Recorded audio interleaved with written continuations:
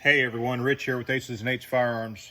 Want to do a real quick video on how to put the hammer spring back in this particular model is a Savage, what is this? It's a Savage model 24-DL, but hammer springs going back in about any double barrel shotgun in the receiver.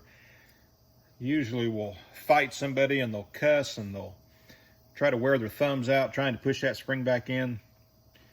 Here's an easy way to do it. So as you can see, it's not clamped down in my mill. It's just sitting in there.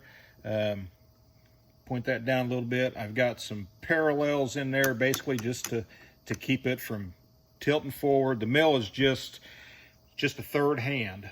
Up in the quill, I've got a punch, and what I'm going to do is set that recoil spring down in there, or not recoil spring, I'm sorry, hammer spring.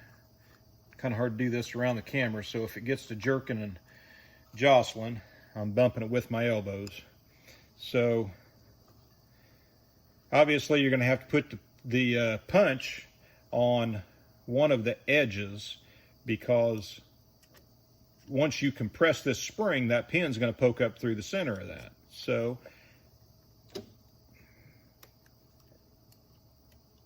as you're pushing down with the quill, you're going to push in with your thumb until that edge hooks up underneath of the edge of the receiver, just like that. Okay, now it's in there. All you got to do is just push it in.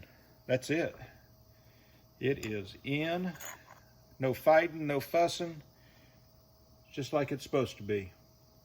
All right, guys. Thanks for watching.